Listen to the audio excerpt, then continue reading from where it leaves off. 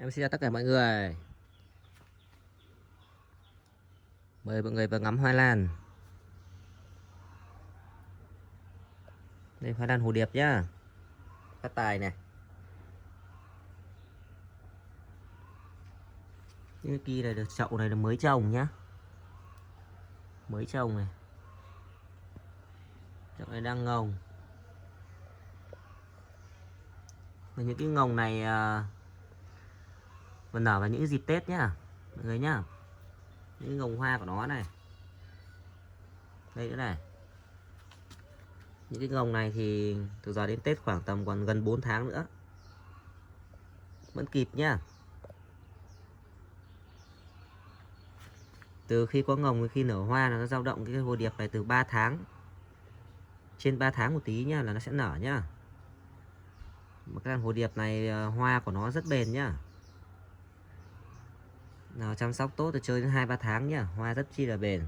Nói chung là hồ điệp mà bây giờ đang có ngồng này thì đủ chơi Tết nhá.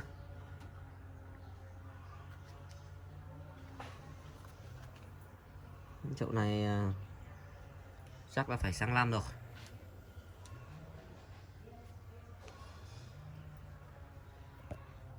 Chưa nhúng ngồng. Đấy.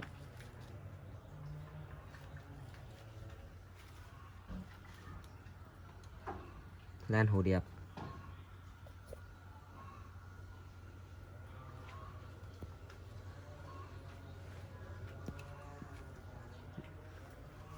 Ngoài mùa hanh khô, em vừa tưới xong, tưới đẫm luôn. Mọi người ở bác nào ngoài Bắc thì thời tiết nó hanh heo. Mùa này các bác nên chịu khó tưới nhá. Tưới ngày 2 lần càng tốt. Này rất nhanh khô nhá. Tưới khoảng 2-3 tiếng sau đã khô rồi.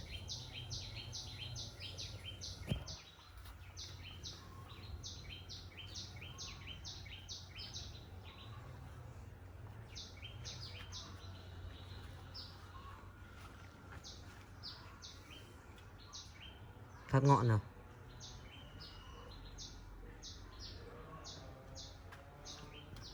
Hồng Yên Thủy này.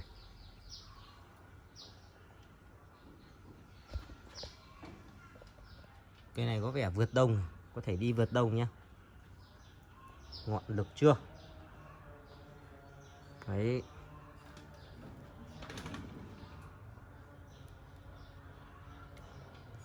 Thân lá này.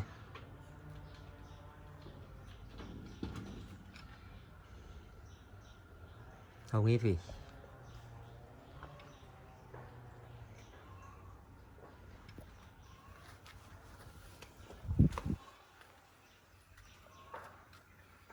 Ngoài này là HU Phú Thọ nhá. Phú Thọ HU nhá. Đấy. Nắng lên thì cây cối nhìn rất chi là đẹp nhé mọi người nhé.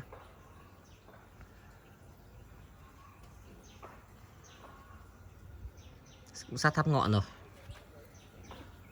Những cây này sắp thắp ngọn rồi. Khoảng tháng nữa.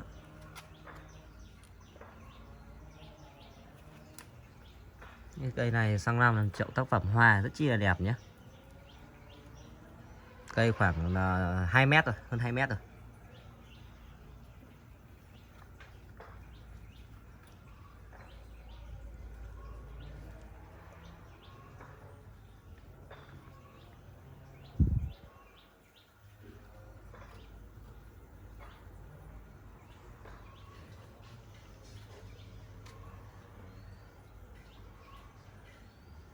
Bác nào rảnh vào ngắm hoa lan cùng em nhá.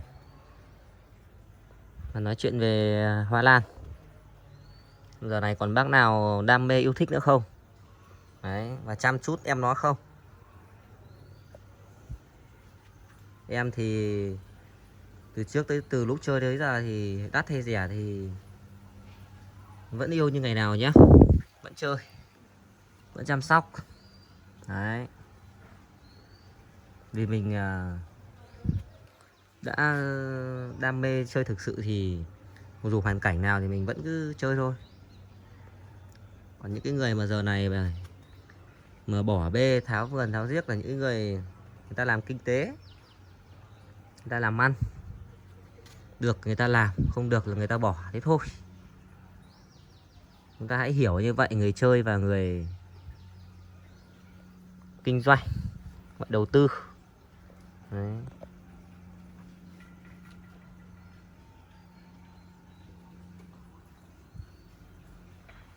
Video đến đây là hết nhá. Em xin chào tất cả mọi người.